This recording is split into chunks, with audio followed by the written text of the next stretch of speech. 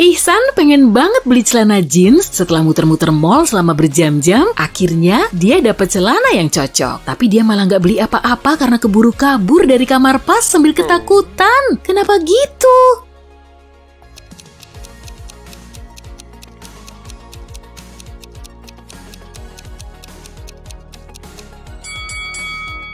Saat ngelirik ke cermin besar, Ihsan langsung tahu kalau wajah cowok di dekatnya terpantul ke cermin. Padahal dia lagi membelakanginya. Tahu-tahu punggung cowok itu memantulkan gambar wajah, berarti dia kan bukan manusia.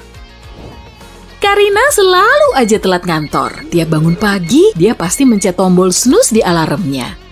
Bosnya jadi kecewa berat dengan kebiasaan buruk Karina. Lalu pria itu bilang dia akan memberhentikan Karina kalau dia telat lagi. Beberapa hari kemudian, Karina telat lagi. Tapi karena si bos lagi ceria, dia cuma ngasih Karina teka-teki. Kalau Karina bisa jawab, dia nggak akan diberhentikan. Dan setelah Karina mengiyakan, bos itu nanya, "Pada bulan apa tidur kita paling sedikit?" Kali ini Karina memang lagi mujur. Dan seperti yang telah dijanjikan, bosnya ngasih dia kesempatan lagi. Jadi jawabannya bulan apa ya?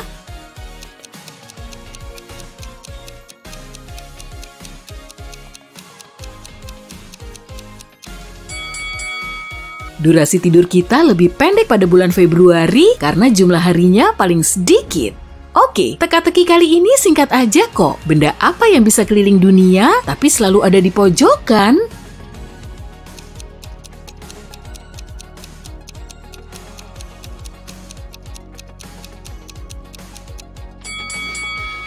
Perangko dong. Masih mau lanjut kan? Cuma bisa jadi tunai kalau kamu memenuhinya. Maksudnya apa ya?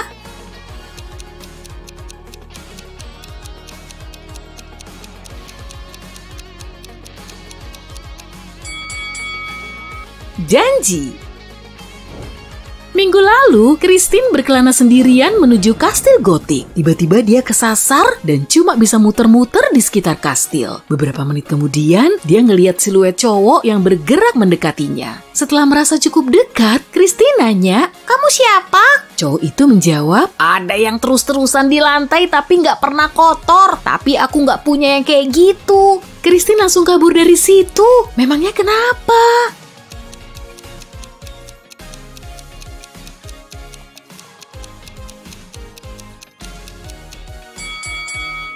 Bayangan memang selalu ada di lantai dan nggak bisa kotor. Kalau cowok itu nggak punya bayangan, kemungkinan besar dia vampir.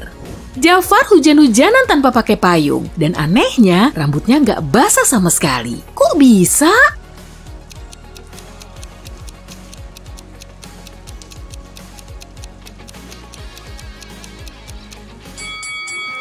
Gampang aja, Jafar kan botak.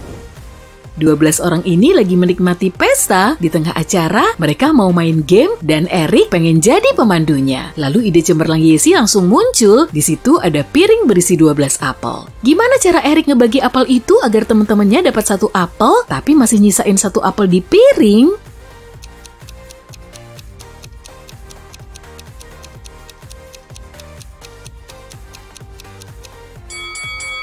Dia harus ngasihin 11 apel ke 11 orang supaya salah satu dari mereka dapat apel di dalam piring.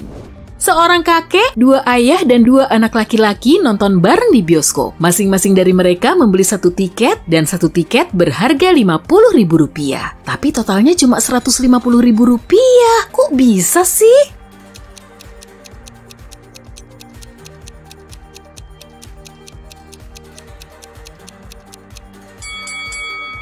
Karena 1 tiket seharga Rp50.000 dan totalnya Rp150.000, berarti mereka beli 3 tiket. Kakek ini juga jadi ayah dan si ayah juga jadi anaknya kakek. Semua hewan di peternakan durian runtuh lagi dapat uang gratis. Si bebek dapat uang Rp10.000, laba-laba dapat Rp40.000, dan si lebah dapat Rp30.000. Kalau mengikuti polanya, anjing akan dapat uang berapa ya?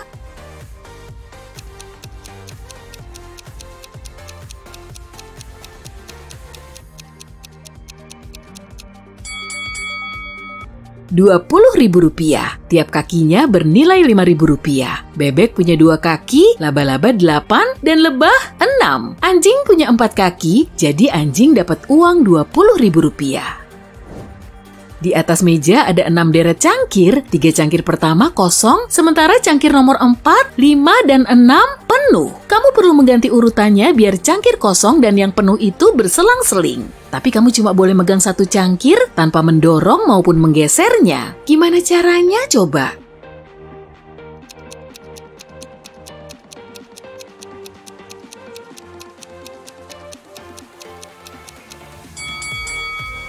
Ambil cangkir nomor 5, lalu tuang sebagian isinya ke cangkir nomor 2. Kalau sudah, balikin lagi ke posisi semula. Saat lagi jalan-jalan di hutan, Maria melihat kastil megah. Hari sudah semakin gelap dan Maria berencana mau nginep di kastil itu. Tapi di dalamnya ada troll jahat yang gak suka diusik oleh orang asing dan Maria langsung ditangkap dan disekap di ruangan gelap dengan 2 penjaga. Meski begitu, troll itu masih memberinya kesempatan untuk kabur. Jadi di ruangan itu ada 2 pintu, satu pintu bisa membebaskannya, dan satunya lagi buntu. Kedua penjaga juga tahu pintu mana yang bisa membebaskan Maria. Cewek itu cuma boleh ngajuin satu pertanyaan. Salah satu penjaga selalu berkata jujur, dan yang satunya selalu bohong. Tapi masalahnya, Maria nggak tahu persis penjaga mana yang selalu jujur. Dan dia cuma punya satu kesempatan. Pertanyaan apa yang harus Maria ajukan?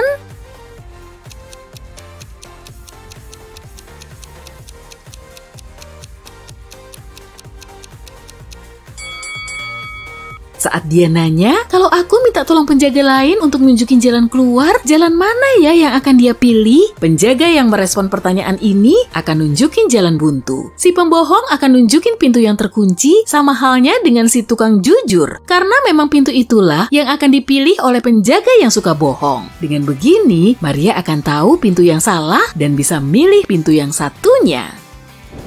Marlina minta suaminya Yanuar untuk belanja bahan makanan. Cewek itu udah ninggalin daftar belanjanya di meja dapur. Marlina pengen dibeliin roti, 2 karton jus jeruk, dan produk yang harus dipecahin dulu sebelum digunakan. Memangnya dia minta Yanuar untuk beli apa sih?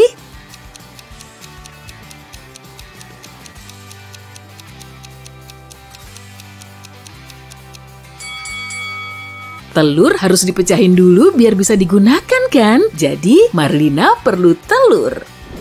Sebelum kesasar lagi, Ismi udah dicegat penyihir di tengah jalan dan dia harus bisa ngejawab teka-teki ini. Seringan bulu, tapi kamu nggak bisa menahannya selama 5 menit. Karena jago nebak teka-teki, Ismi bisa pulang dengan selamat. Apa kamu juga bisa mecahin teka-teki tadi?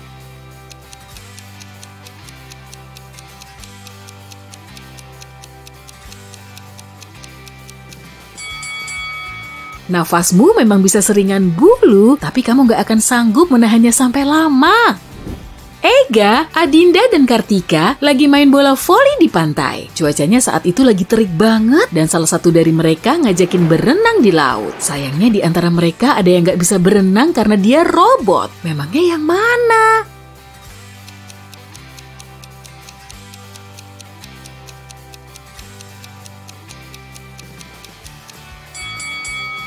Adinda, cuma dia yang gak ngeluarin keringat tuh. Pipinya juga gak merah oleh sengatan matahari. 3 cowok ini lagi adu cerdas, cowok lain yang kebetulan lewat situ menawarkan bantuan. Dia punya teka-teki sulit dan siapapun yang bisa nebak akan menyandang gelar sebagai cowok paling cerdas. Dia bilang, lihat nih di tanganku udah ada topi. 3 di antaranya berwarna hitam dan 2 sisanya putih. Sekarang tutup mata kalian. Ketiga cowok itu langsung menutup mata, dia memakaikan topi hitam di kepala ketiga cowok itu, kemudian ngumpetin 2 topi putih di dalam tas. Masing-masing dari mereka harus bisa nebak warna topi yang dipakai. Dan cowok yang jawabannya benar berarti paling cerdas. Ketiganya cuma saling pandang dan mikir keras supaya bisa mecahin teka-teki itu. Salah satu cowok itu tiba-tiba berseru, "Aku pakai topi hitam." Kok dia bisa tahu?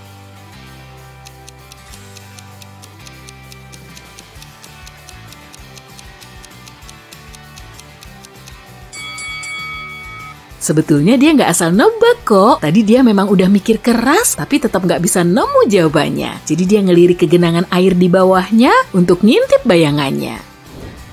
Pak Arga, omnya Hilman, adalah orang kaya yang suka ngeprank kerabatnya. Jadi sebelum pindah ke negara lain, dia mau ngasihin semua uang dan barang berharganya ke kerabatnya, tapi mereka nggak bisa nemuin tempat penyimpanannya. Beberapa tahun kemudian, Hilman lagi sibuk meriksa dokumen lama. Tiba-tiba jantungnya berdegup kencang saat tangannya memegang dokumen yang sudah lama dia cari. Di situ tertulis, "Aku menimbun semua uang dan barang berhargaku dengan arah jam 3 dari sini. Tepatnya di bawah pohon ceri kesukaanku, pas di ujung bayangan. Kalau kamu bisa nemu, semuanya akan jadi milikmu." Hilman langsung kegirangan mengetahui dia bakal jadi orang kaya. Gak perlu berlama-lama lagi, dia mendatangi villa mewah milik omnya itu dan mencari pohon ceri yang dimaksud. Setelah nunggu sampai jam 3 sore, dia mulai menggali. Tapi usaha kerasnya ternyata gak berhasil. Akhirnya dia harus pulang dengan gigi jari. Kenapa Hilman bisa gagal total?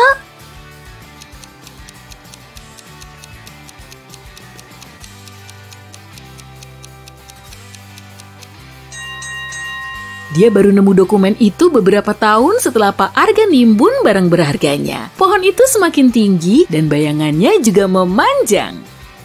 Dering ponsel membangunkanmu dari tidur lelapmu. Rupanya teman detektifmu menelepon. "Aku nggak akan sempet buat ngejelasin karena 20 menit lagi. Aku harus keluar kota. Tolong gantiin aku selama seminggu sampai 2 minggu ke depan ya. Gak usah telepon balik dulu." Jelasnya sambil menutup telepon. Kamu cuma terbengong-bengong di tempat tidur sambil memegang ponselmu.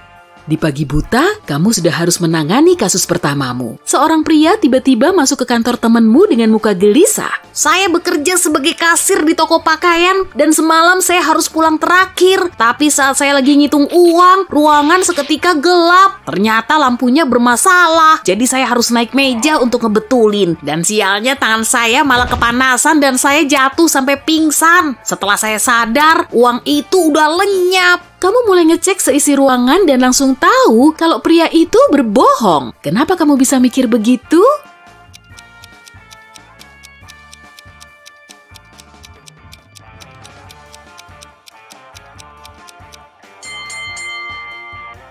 Di ruangan itu terpasang lampu LED, jadi nggak akan mungkin bisa panas. Gegara menangani kasus pertamamu, kamu jadi lapar berat. Jadi kamu pergi ke restoran terdekat untuk beli makanan. Baru juga masuk, kamu sudah disambut oleh suara berisik orang yang lagi marah-marah. Rupanya si pelayan sedang cekcok dengan salah satu pengunjung. "Anda juga pesan sayap ayam, tolong dong segera dibayar," katanya. Pengunjung yang kelihatan lesu dan mengantuk itu kemudian menyahut, "Saya nggak pesen kok, kesininya aja baru sejam yang lalu. Meski sempat ketiduran, saya masih ingat menu apa aja yang tadi saya pesen." Terpaksa deh kamu perlu turun tangan. "Anda pasti tahu kan kalau mas ini nggak mungkin pesen sayap ayam itu?" tanyamu. "Gimana kamu bisa tahu?"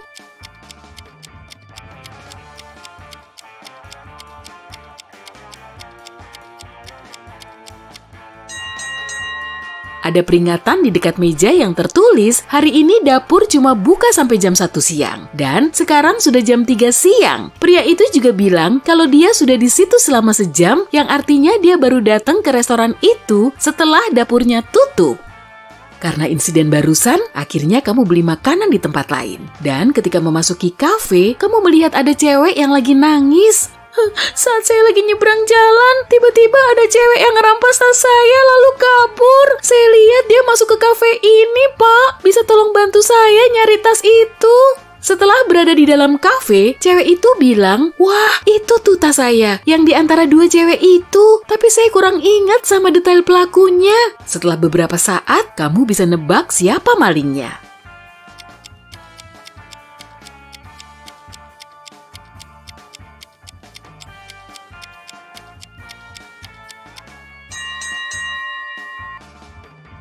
Cewek yang di sebelah kiri, tangan kiri cewek yang di sebelah kanan digips. Pasti dia akan kesulitan ngambil tas dengan kondisi begini.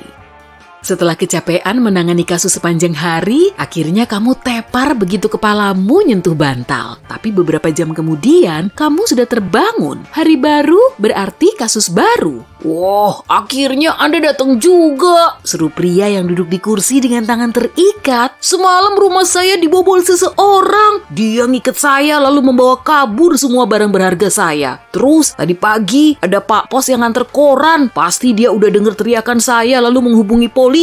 Untung barang-barang saya punya asuransi, Pak. Semoga aja kasus ini segera terselesaikan sebelum istri saya tahu." Tapi kamu malah menahan pria itu atas tuduhan penipuan asuransi. Kenapa?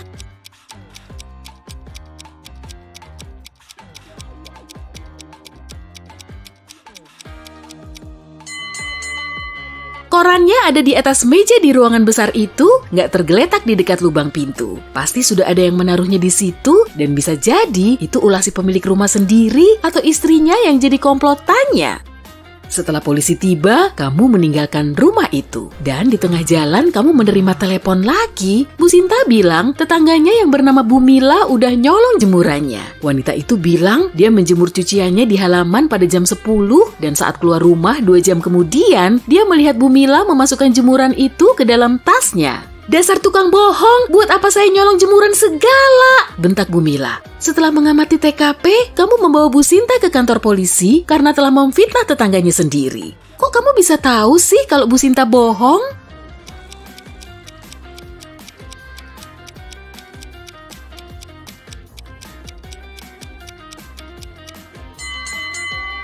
Cuaca di luar sangat dingin dan atap rumahnya diselimuti salju. Dalam 2 jam, cucian yang masih lembab akan langsung beku, jadi nggak bisa dilipat, apalagi dimasukin ke tas.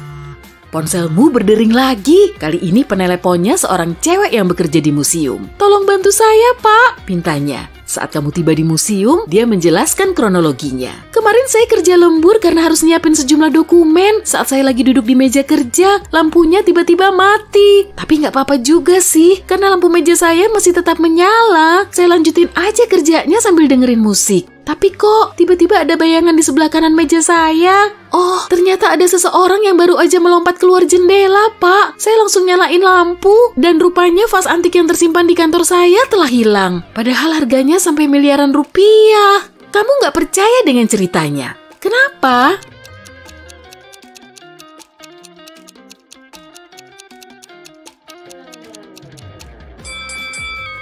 Kalau lampu yang menyala cuma lampu meja di depan cewek itu, bayangan di sebelah kanan meja nggak akan terlihat. Sebelum pergi, ternyata teman detektifmu sudah ngasihin nomor kontakmu ke semua kenalannya. Dan kini ada yang butuh bantuanmu. Kamu langsung meluncur ke toko perhiasannya. Beberapa jam sebelumnya, seorang klien datang ke toko itu karena mau ngebeliin istrinya cincin berlian mahal. Tapi saat di dalam toko, dompetnya dicopet. Si manajer toko yang tadi meneleponmu meminta semua pengunjung untuk tetap berada di dalam toko sampai kamu tiba. Amati mereka baik-baik ya, lalu tebak siapa yang udah ngambil dompet itu?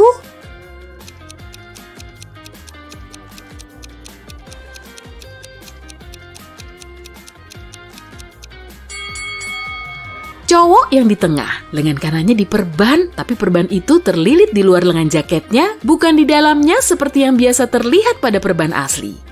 Kamu mengetuk pintu kokoh bercat coklat di sebelah mbak-mbak yang kepalanya diperban. Setelah pintunya dibuka, seorang cowok muncul di ambang pintu. "Permisi," katamu. "Sekitar sejam yang lalu pot tanaman Anda jatuh dari jendela, lalu mengenai kepala Mbak ini. Saya sampai harus membawanya ke rumah sakit loh. Sekarang dia sudah diobati, tapi Anda harus bayar kompensasi. Boleh kami masuk?" Cowok itu seketika pucat pasi, tapi tetap membiarkanmu masuk. "Gak akan mungkin lah, jendelanya kan tertutup. Ini juga saya baru aja pulang. Malahan baru sampai sekitar 2 menit sebelum Anda datang." Kamu tahu, cowok ini lagi ngadi-ngadi dan segera menghubungi polisi. Gimana kamu bisa tahu?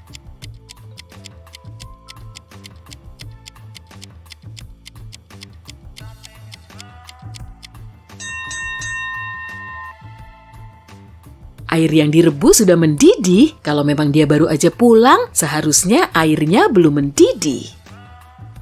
Temanmu yang jadi pemilik toko swalayan membutuhkan bantuanmu. Angin telah meniup selembar uang kertasnya, dan setelah dicari-cari, uang itu hilang tanpa jejak. Dia yakin salah satu pelanggan telah mengambilnya, tapi nggak ada yang mau ngaku. Kamu pun meminta mereka untuk mendatangi ruang kerja temanmu. "Bagus ya, saya udah dituduh nyuri. Nih, periksa aja tas saya sekarang juga," protes seorang wanita. "Tolong ikut ke kantor saya dulu, nanti bisa Anda jelasin di sana," balasmu. Karena dia nggak mau mengikutimu, kamu segera menghubungi polisi. Kenapa?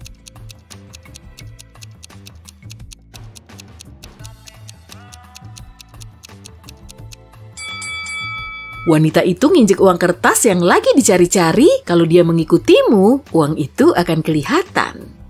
Keesokan harinya, kamu mendapat kasus baru saat hujan mengguyur. Untuk menginvestigasinya, kamu perlu datang ke kantor perusahaan internasional. Rani, cewek yang menghubungimu, bekerja di kantor itu. Dia bilang, saya baru aja balik dari kantin dan mau masuk kantor lagi. Tapi saya lihat Pak Manajer SDM sudah pingsan di lantai. Sepertinya ada yang mukul kepalanya. Kamu langsung menginterogasi semua orang yang ada di situ. Laura, seorang pelamar, bilang dia agak sebel sama manajer SDM karena cewek ini harus nunggu sampai lama. Tapi saya nggak akan mungkin lah mukul orang lain. Lagian tenaga saya nggak begitu kuat. Jerry dari bagian pemasaran mengaku dia belum melihat manajer SDM sejak jam masuk kantor karena dia harus ikut rapat dari pagi sampai jam makan siang. Yoga dari bagian litbang bilang dia bersepeda ke kafe terdekat untuk beli cappuccino dan baru aja balik ke kantor. Kamu tahu kan siapa yang udah mukul manajer SDM itu?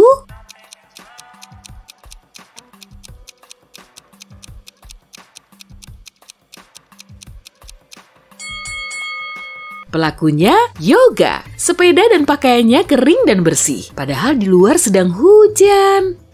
Saat kamu melangkah keluar dari kantor Rina, ponselmu berdering lagi. Ada pesan dari alamat nggak dikenal tuh. Kamu segera menuju ke lokasi dan di depan pintu bangunan, kamu sudah disambut seorang cowok. Dia kelihatan gemetaran. Saat memasuki ruangan besar dan gelap, kamu melihat 2 kontainer berisi cairan bening dengan 2 cewek. Mereka kelihatan sangat mirip. Salah satu dari mereka istri asliku, tapi aku nggak tahu yang mana. Dan aku cuma boleh membuka 1 kontainer. Kamu berjalan mengitari kedua wanita itu sambil ngecek, lalu kamu menunjuk salah satunya sambil berseru. Istrimu yang ini. Gimana kamu bisa tahu?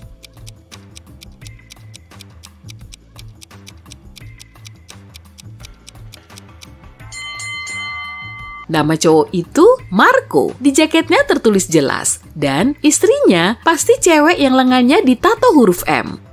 Lagi-lagi ponselmu berbunyi. Rupanya ada pesan lain dari teman detektifmu. Isinya cuma 1 kata. Tolong! Tapi lanjutannya ada di teka-teki lain ya. Hai. Kamu siap kan dapat ekstra latihan otak di video ini? Aku punya 30 teka-teki baru buat kamu nih. Dalam setiap teka-teki akan ada 2 orang dan kamu harus menentukan siapa yang kurang bijak. Di setiap teka-teki, waktumu menjawab adalah selama 7 detik. Dan setiap kali jawabanmu benar, kamu akan dapat 1 poin. Siap? Oke, ambil pensil dan selembar kertas ya. Yuk kita mulai. Citra dan Liza sedang melakukan pekerjaan rumah. Citra mau menyetrika pakaian dan Liza mau memasak. Siapa yang kurang pintar?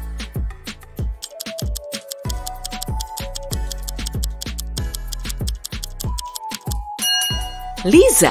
Citra dalam keadaan aman karena setrikanya mati.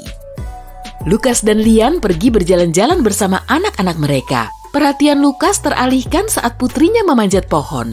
Lian sedang ngobrol dengan orang tua lain saat anaknya mengelus-ngelus anjing. Siapa yang melakukan kesalahan?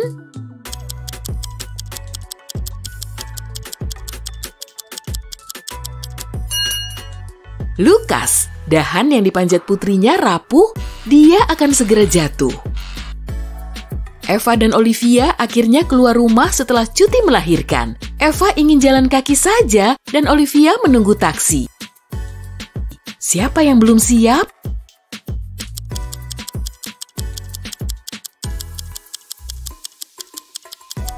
Olivia, dia belum selesai make-upan. Miko dan Lukman adalah blogger yang suka berselfie di tempat-tempat berbahaya. Kali ini, Miko berselfie sambil berselancar di atas ombak besar dan Lukman berselfie dengan berdiri di tepi jembatan. Siapa yang kurang pintar?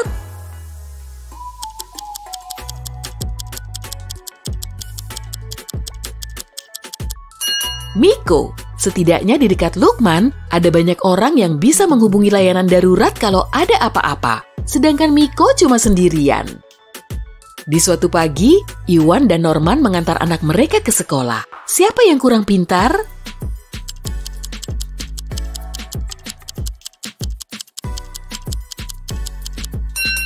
Norman. Anaknya tidak ada di dalam mobil. Joko dan Emma menjadi relawan di penampungan hewan. Joko memberi makan kucing dan Emma memandikan anjing. Siapa yang keliru?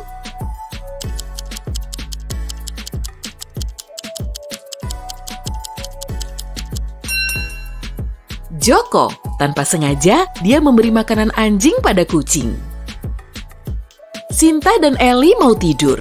Sinta membiarkan pintunya terbuka supaya kucingnya bisa masuk sewaktu-waktu. Sementara Ellie lebih suka menutup pintu kamarnya. Siapa yang kurang pintar?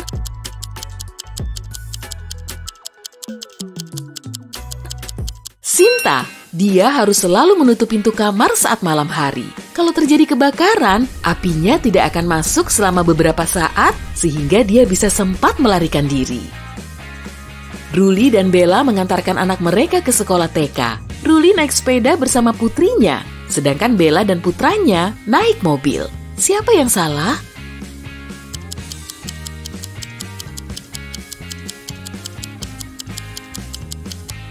Bella. Anaknya tidak memakai sabuk pengaman. Lily dan Uli punya janji wawancara jam 4 sore. Lily sedang menyetrika pakaian terbaiknya. Dan Uli sedang duduk di lorong sambil memakai celana jeans. Siapa yang hari ini tidak diterima kerja?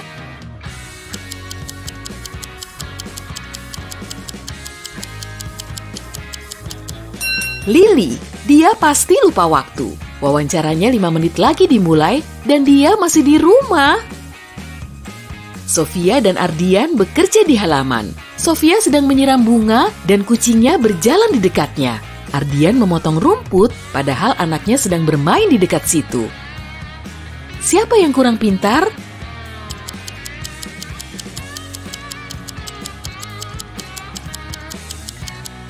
Ardian, bahaya sekali kan ya, menyalakan mesin pemotong rumput di dekat anak-anak. Joni dan Budi sedang membuat sarapan untuk anak-anak mereka. Joni membuat sandwich dan Budi memasak telur dengan daging. Tindakan siapa yang keliru?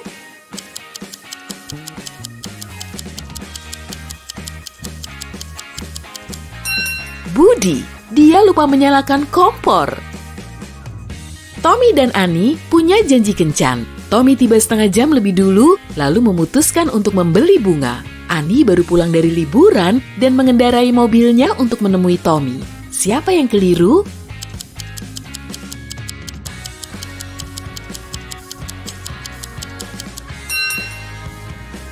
Ani, dia berkendara terlalu cepat. Rian dan Kelly sedang bermain di luar saat liburan Natal. Rian belajar seluncur es di sungai dan Kelly main ski di hutan. Siapa yang kurang pintar?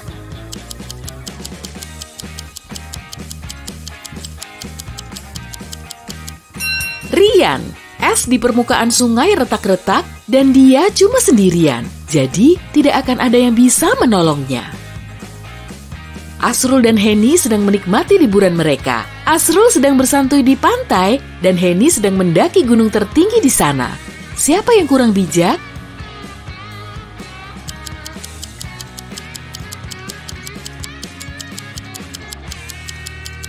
Asrul, meskipun aktivitas Henny lumayan berisiko, sepertinya dia baik-baik saja. Tapi Asrul ketiduran di pantai tuh. Bisa-bisa kulitnya gosong terkena matahari.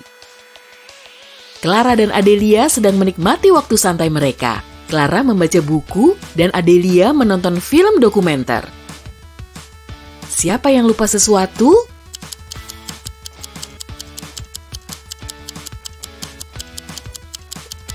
Adelia, dia lupa mematikan oven dan tercium bau gosong.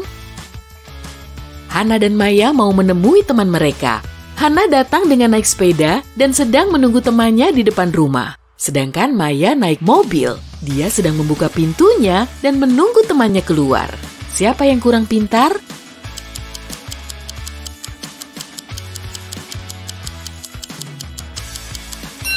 Maya, berisiko sekali berada di dalam mobil yang pintunya tidak terkunci. Orang tak dikenal bisa saja menyelinap masuk kan? Dan dia tidak akan bisa berkutik dari kursi depan. Marco dan Yusuf sedang menyusuri padang pasir. Mereka akan ada di sana seharian. Siapa yang masih perlu persiapan matang?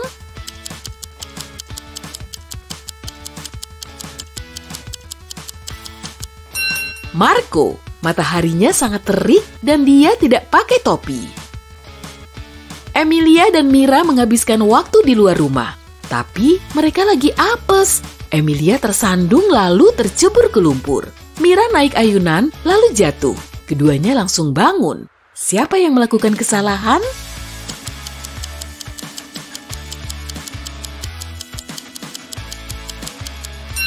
Mira, ayunannya masih bergerak dan bisa mengenai kepalanya kalau dia bangun. Asti dan Jamil sedang bersih-bersih rumah. Asti mendengarkan musik sambil menyedot debu di ruang tamu. Sedangkan Jamil mengelap jendela. Siapa yang kurang pandai?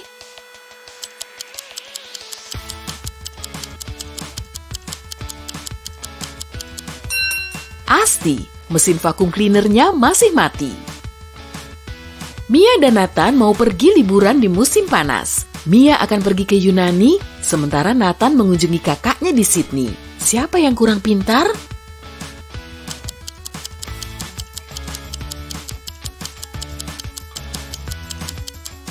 Nathan, dia mengemas celana pendek dan celana renang. Tak akan bisa dia pakai lah. Saat itu kan sedang musim dingin di Australia. Kristan dan Laila sedang terburu-buru menuju kantor. Kristan berjalan kaki sambil teleponan, sementara Laila berlari sambil chattingan. Siapa yang akan terlambat?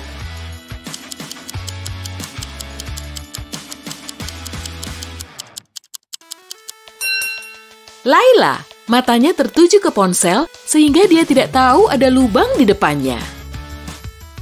Lia dan Harun sedang menyetir untuk menemui teman mereka. Semua barang Lia berceceran di mobil, sementara Harun memacu mobilnya di atas batas kecepatan. Siapa yang kurang pintar?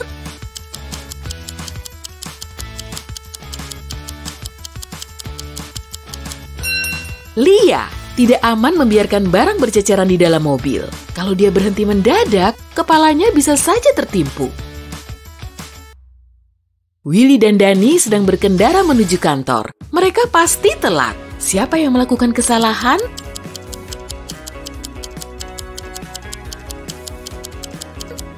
Dani, dia berkendara jauh di atas batas kecepatan di kawasan perumahan.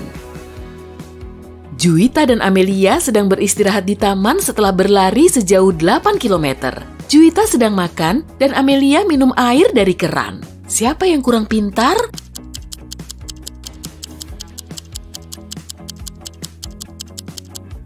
Amelia, ada tanda peringatan yang menyatakan kalau airnya tidak bisa diminum. Mirza dan Esa berkendara di padang pasir. Sialnya, mobil mereka mogok entah di mana. Mereka membakar ban cadangan untuk membuat asap. Mirza tetap berada di dekat ban, sementara Esa menjauhi ban untuk mencari benda yang bisa membantu. Siapa yang kurang pintar?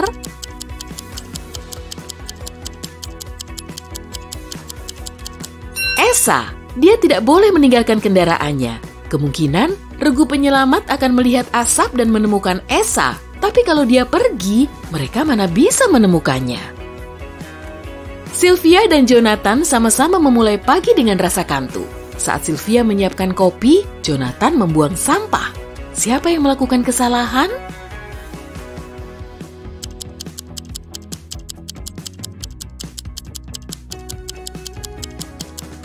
Jonathan, dia tidak membuang sampah, tapi mainan bekas yang mereka kumpulkan untuk disumbangkan. Stella dan Rosa sama-sama tidak belajar sebelum ujian. Salah satu dari mereka ingin menjawab sebisanya, sedang yang satunya mau menyontek saja. Jadi, penyonteknya yang mana?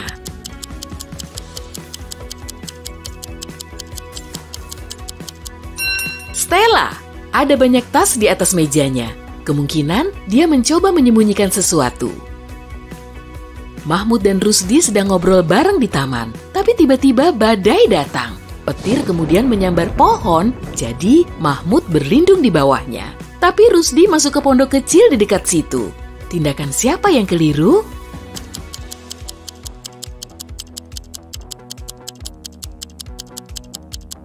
Mahmud, anggapan kalau petir tidak akan menyambar di tempat yang sama hanyalah kesalahpahaman umum. Salah satu cara terbaik untuk menghindar dari petir yaitu berlindung di dalam ruangan.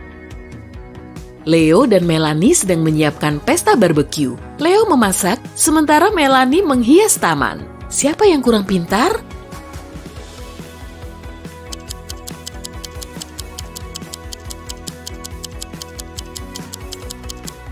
Leo, selama dimasak, dagingnya rusak karena terkena sinar matahari langsung. Hore, teka-tekinya sudah selesai. Saatnya menjumlahkan nilaimu. Kalau kamu dapat 10 poin atau kurang, nilaimu masih di bawah rata-rata. Tapi jangan sedih, ini kan baru permulaan. Kamu bisa melihat teka-teki lain kok untuk melatih dan mempersiapkan diri di babak selanjutnya. Kalau poinmu antara 10 dan 25, berarti nilaimu sedang. Bagus, kamu sedang berproses untuk jadi jawara tuh. Dan kalau kamu dapat 26 poin atau lebih, artinya kamu sangat cerdas. Oke, terimalah medali interaktif dan rasa kagumku ini. Bagus sekali.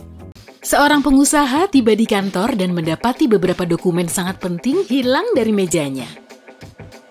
Polisi mencurigai 3 orang, Ami, Carla, dan Miko. Tapi mereka semua mengaku belum masuk ke kantor.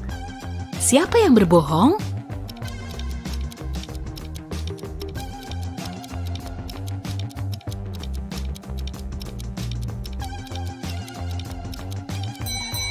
Miko. Ami dan Carla memakai sepatu hak tinggi, sedangkan bekas telapak kaki di lantai jelas jejak sepatu Keds. Raja dari kerajaan nun jauh di sana semakin menua dan mulai berpikir untuk mengumumkan pewaris tahtanya. Raja punya 3 putri yang punya kelebihan masing-masing dan dia tak bisa memutuskan siapa yang bisa jadi ratu terbaik. Lalu, salah satu penasihatnya menyarankan agar raja memberi periuk berisi air kepada setiap putrinya. Dan yang isi periuknya paling cepat mendidih akan dinyatakan sebagai pewaris tahta. Saat tiba hari membuat keputusan, ketiga putri mulai merebus air. 2 di antaranya sangat ingin menjadi ratu, tapi pada akhirnya putri yang tak berminat pada tahta justru memenangkannya. Bagaimana bisa?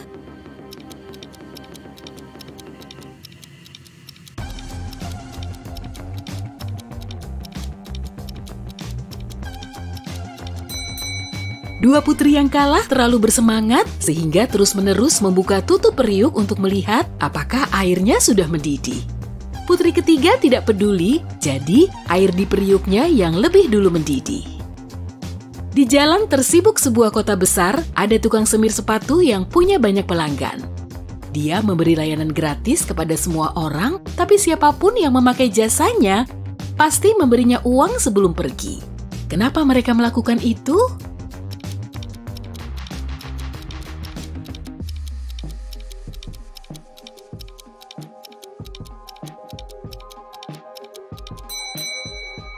Hanya sepatu sebelah yang gratis. Jika pelanggannya ingin sepatu sebelahnya lagi disemir, mereka harus membayar. Ari, seorang guru miskin di sekolah pedesaan. Pada tanggal 13 Februari, sehari sebelum hari Valentine, secara tak terduga, dia menerima sebuah surat yang menyatakan bibi buyutnya meninggalkan warisan yang banyak untuknya. Hari berikutnya, 3 teman kerjanya, Saroh, Kanti, dan Murti, mengiriminya surat cinta. Bisakah kamu menebak siapa yang cintanya tulus kepada Ari dan yang hanya pura-pura untuk memanfaatkan kekayaan yang baru Ari dapatkan?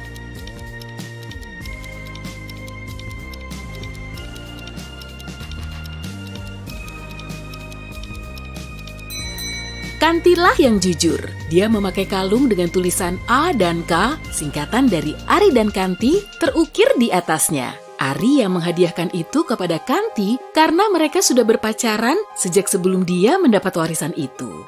Johnny tinggal beberapa hari di rumah sakit meski dia tidak memasuki tempat itu melalui pintu manapun. Terlebih lagi, saat diperbolehkan pulang, kondisinya sehat walafiat tapi harus digendong untuk keluar dari sana. Kenapa?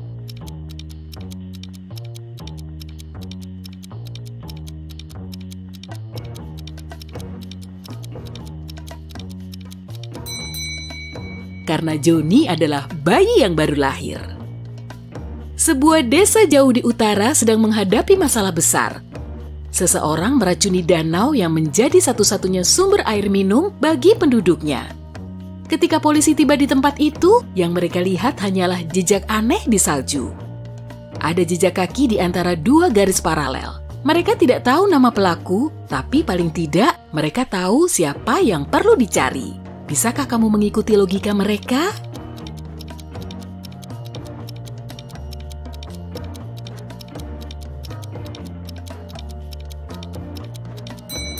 Polisi mencari seseorang yang berkursi roda dan asistennya. Rodanya meninggalkan garis-garis paralel itu dan asistennya harus mendorong kursi roda dan meninggalkan jejak kaki. Jaka dan rekan bisnisnya ingin merayakan kontrak menguntungkan yang baru mereka tanda tangani. Mereka suka mendaki, jadi Jaka mengusulkan pergi mendaki pegunungan Alpen. Rekannya bersedia dan Jaka sendiri yang mengatur liburan mereka. Tetapi terjadi masalah dalam perjalanan itu dan rekan Jaka hilang di gunung. Jaka tidak bisa menemukannya, begitu juga regu penyelamat. Namun, saat pulang ke rumah, Jaka ditangkap setelah polisi mendapat telepon dari agen perjalanan. Kenapa?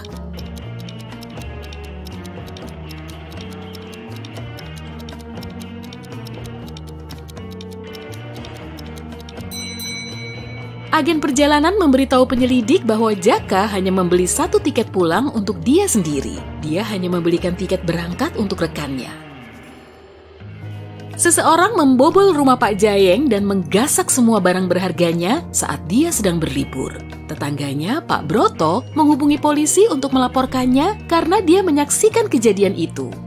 Pak Broto bilang dia pulang kerja larut malam dan melihat lampu rumah Pak Jayeng menyala. Pak Broto tahu tetangganya sedang pergi, jadi dia diam-diam mendekati jendela untuk mengintip ke dalam. Kaca jendelanya membeku, dia meniupnya untuk melelehkan esnya dan melihat lelaki memakai hoodie abu-abu menjejakkan barang-barang berharga ke dalam ransel biru. Pak Broto lari pulang dan menelpon polisi. Petugas polisi mendengarkan cerita itu dan langsung menahan Pak Broto. Kenapa?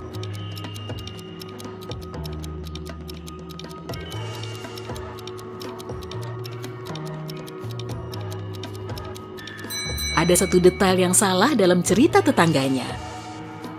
Jendela membeku dari dalam, jadi bagaimana dia melelehkannya hanya dengan meniupnya dari luar? Suatu pagi ketika hujan turun, Bu Riri buru-buru meninggalkan rumahnya sehingga melupakan beberapa dokumen penting di mejanya. Dia kembali sejam kemudian, tapi dokumen itu sudah tidak ada. Dia mengumpulkan semua yang berada di rumah hari itu dan menanyai mereka. Rijal, sang koki bilang kalau dia sedang menyiapkan makan malam dan tidak memasuki kamar Bu Riri. Sal, petugas kebersihan, bilang kalau dia hanya menyalakan lampu untuk melihat apakah ada yang perlu dibersihkan, lalu keluar. Ros, tukang kebun, bilang dia sedang sibuk menyiram tanaman di luar dan tidak masuk rumah sama sekali. Siapa yang mengambil dokumen?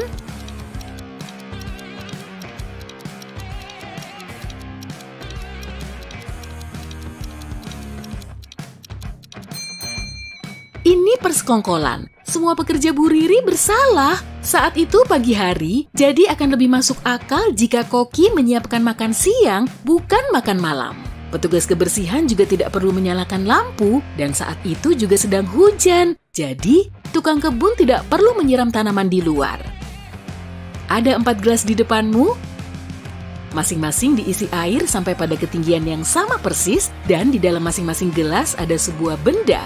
Di gelas pertama ada bola bisbol. Di gelas kedua ada penghapus pensil. Gelas ketiga berisi jam tangan dan gelas keempat berisi penjepit kertas. Gelas mana yang airnya lebih banyak dibanding gelas-gelas lain?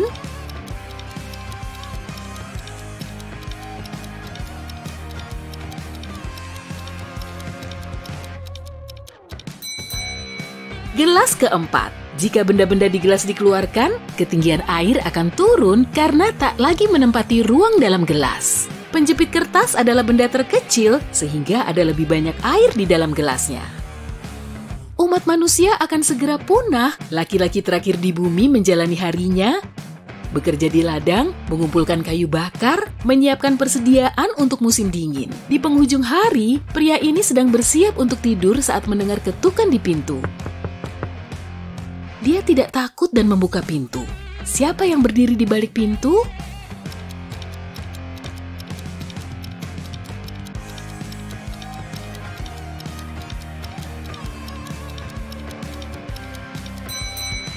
Seorang wanita.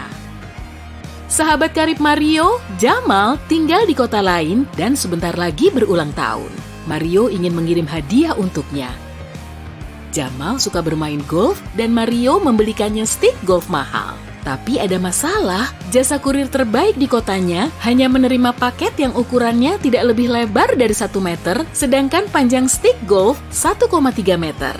Tapi Mario punya jalan keluar. Apakah itu?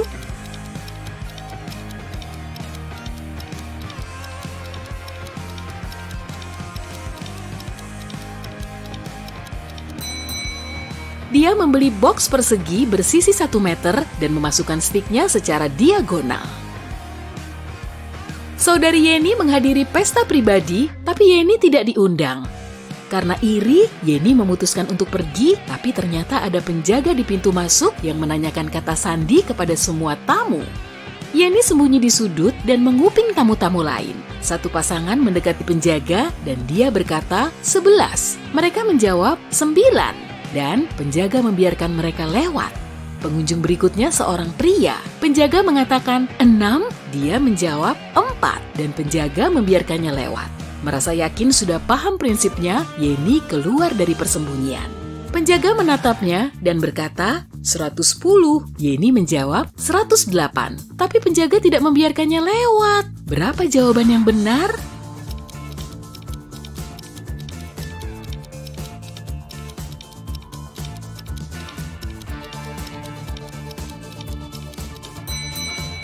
Jawabannya adalah 90. Jika 11 ditulis dalam angka Romawi, akan menjadi XI. 9 adalah hasil pencerminannya IX. Begitu juga 6 dan 4. Sedangkan 110 adalah CX dan 90 adalah XC. Seorang pria melapor ke polisi mengaku bahwa kopernya yang sangat berharga telah dijamret di jalan. Ketika petugas polisi memintanya menggambarkan ciri-ciri pelaku, laki-laki itu bilang orang itu memakai pakaian sepeda motor lengkap, celana kulit, jaket kulit tebal, dan helm.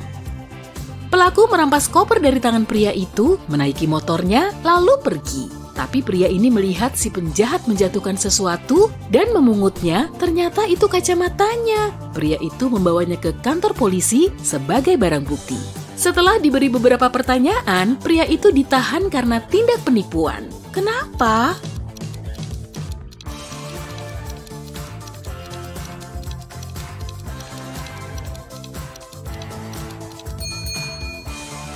Jika pelaku memakai helm, bagaimana mungkin kacamatanya jatuh? Sepasang suami istri menginap di hotel. Suatu malam, mereka bertengkar dan si suami keluar untuk menenangkan diri. Tapi, dia lupa membawa kunci kamar dan ponselnya. Saat kembali, dia menemukan seorang pria tak sadarkan diri dan tergeletak di lantai di dekat pintu kamar mereka. Polisi datang dan menginterogasi mereka berdua. Si istri bilang dia mendengar ketukan dan mengira itu suaminya. Jadi, dia langsung membuka pintunya. Tapi kemudian, seorang pria mendorongnya sehingga si istri memukul kepalanya dengan tempat lilin dan menutup pintu dari dalam. Tetapi, polisi tetap menahan wanita itu. Kenapa?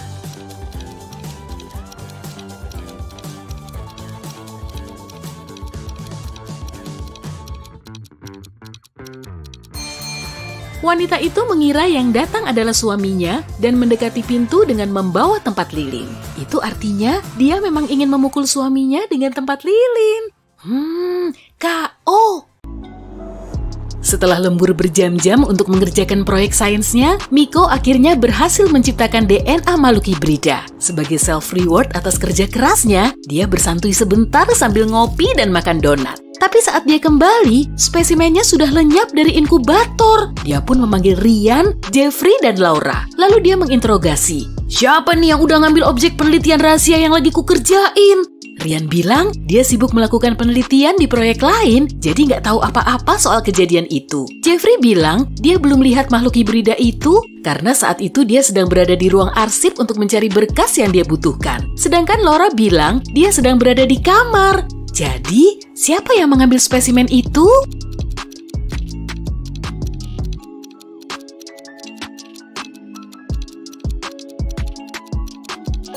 Miko nggak bilang kalau dia meneliti makhluk hibrida. Jeffrey, kamu ketahuan. Lain kali lebih hati-hati kalau ngasih keterangan ya. Meski kurang suka dengan musim dingin, Anna harus tetap keluar dan beraktivitas seperti orang-orang lain. Dia baru pindah ke kota itu untuk bekerja dan masih beradaptasi dengan cuacanya yang super dingin. Dia sampai di mall untuk belanja sebentar saat badai salju besar menerjang. Tapi saat kembali ke tempat parkir, mobilnya telah dibobol maling. Barang-barangnya juga digasak. Setelah dipanggil polisi, ketiga tersangka memberikan alibi. Francisca bilang dia sedang memoles mobilnya di luar, jadi dia tidak tahu menahu soal kejadian itu. Norman bilang dia sedang belanja baju. Eddie bilang dia sedang ngopi di kafe yang ada di mall. Polisi menangkap tersangkanya. Siapa?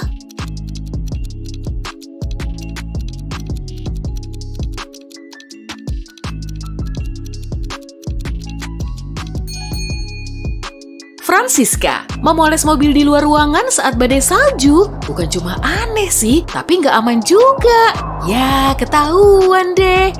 Kamu bangun dalam keadaan terjebak di suatu ruangan. Di hadapanmu terdapat 4 pintu. Dan kamu cuma punya waktu super mepet untuk memilih salah satu pintu. Terdengar suara monster yang terus mendekat, jadi kamu segera mengecek ke 4 pintu itu. Di pintu paling kiri tertulis, buka pintu di kanan kalau mau bebas. Di pintu kedua juga tertulis, pintu yang kanan. Sedangkan di pintu ketiga tertulis, jalan keluarnya ada di hadapanmu. Di pintu terakhir tertulis, jangan percaya tulisan itu.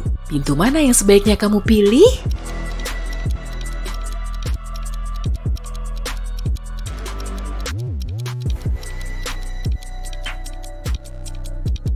Pintu terakhir yang memperingatkan untuk jangan percaya dengan tulisan itu, tapi bukan berarti ketiganya tidak benar. Pintu pertama menginformasikan untuk membuka pintu di kanan. Bukan berarti pintu terakhir di sebelah kanan, tapi cuma pintu yang ada di kanan. Pintu kedua bertuliskan pintu yang kanan, bukan pintu yang benar, tapi pintu yang ada di sebelah kanan. Pintu ketiga bertuliskan jalan keluarnya ada di hadapanmu. Yang ini kurang logis kan? Jadi pintu terakhirlah yang akan membawamu lolos dari situ. Mario terlihat sumringah saat tahu adiknya Yesi akan datang. Dia baru dapat pekerjaan baru dan tak sabar untuk menyambutnya. Yesi cuma bisa melihat tempat-tempat yang pernah dikunjungi kakaknya itu dari foto. Begitupun dengan tempat tinggal barunya. Saat menjemput Yesi di bandara, Mario mengamati adiknya berperilaku aneh. Responnya sangat mirip robot. Gerakannya juga kaku. Dia nggak mau makan dan cuma mau istirahat saja. Kok aneh ya? Mungkin Mario sudah kebanyakan nonton film sci-fi? Setelah beberapa saat, Mario mendengar ada yang mengetuk pintu. Loh, ternyata itu Yesi. Tapi kayaknya Yesi bilang kalau Yesi yang ada di apartemen kakaknya itu penipu. Saat Yesi yang ada di dalam apartemen keluar, kemudian melihat Yesi lain duduk di sofa, keduanya kaget bukan kepalang. Masing-masing mencoba meyakinkan Mario kalau dialah Yesi yang asli. Tapi, siapa yang akan Mario percaya?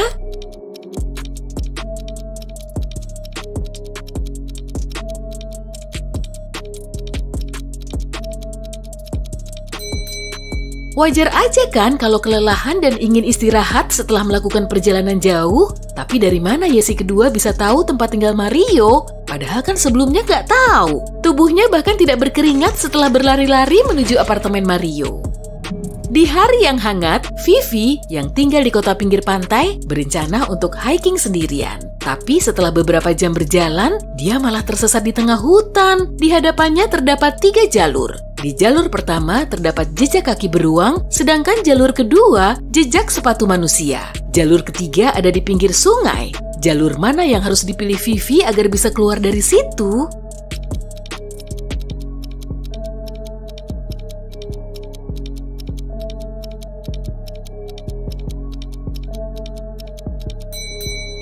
Jalur di pinggir sungai. Karena dia tinggal di kota pesisir, aliran sungai kemungkinan besar berakhir di laut. Dengan begini, dia bisa mengetahui lokasinya.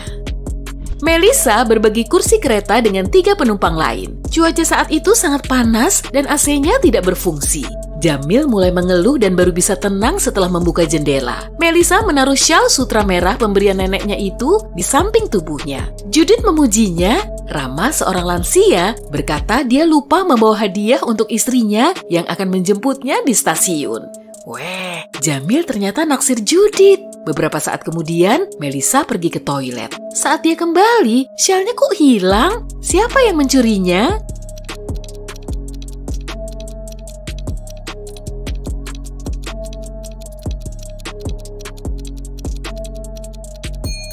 Gak ada yang nyuri. Saat itu memang panas. Lalu Jamil membuka jendela. Angin di luar telah menerbangkannya. Ada zombie yang memerangkap Dino di suatu ruangan. Mereka mengepungnya. Gawat, dia terjebak dan tak bisa kabur. Zombie itu bahkan menggapai-gapai lengannya melalui celah pintu. Saat melihat sekeliling, Dino baru tahu kalau dia ada di kios koran kecil. Di situ terdapat majalah dan buku saku. Kemudian, dia mengamati sekeliling. Wah, ada selotip nih. Bagaimana caranya menghindar dari gigitan zombie itu?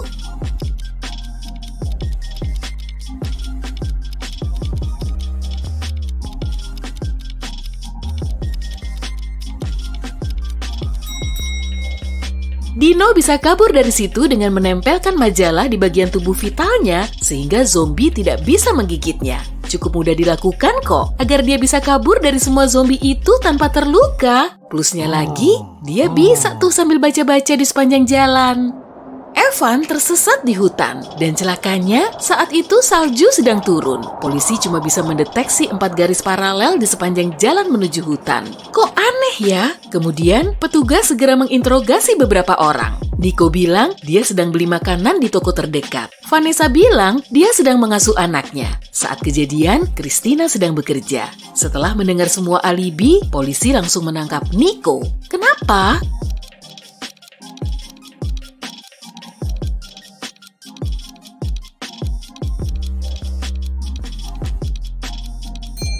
Dia memakai kursi roda. Keempat garis paralel itu merupakan jejak kursi roda yang Nico pakai untuk berjalan ke dalam hutan lalu kembali.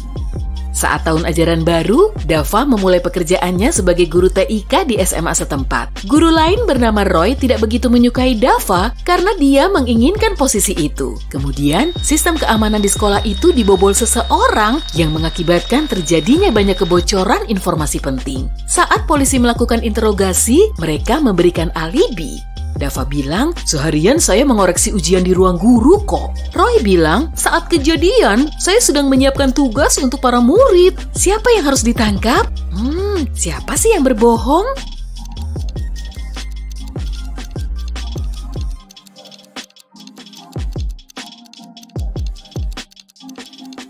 Dava, di hari pertama sekolah, mana ada ujian Pak Guru? Gilang lagi kesulitan nih. Dia ada di kantor polisi untuk mencari tersangka, salah satunya mencuri tas Betty saat dia sedang piknik di taman. Gilang pun mengamati mereka lekat-lekat. Betty bilang pelakunya bertubuh besar, botak, dan memakai jaket hitam. Ciri-ciri ini sesuai dengan penampilan semua pria itu. Setelah mengamati lagi, Gilang tahu satu ciri khas unik dari si tersangka ini. Tersangka pertama memiliki jenggot, tersangka kedua memakai celana pendek, dan tersangka ketiga memakai kacamata. Gilang langsung tahu siapa pelakunya. Yang mana?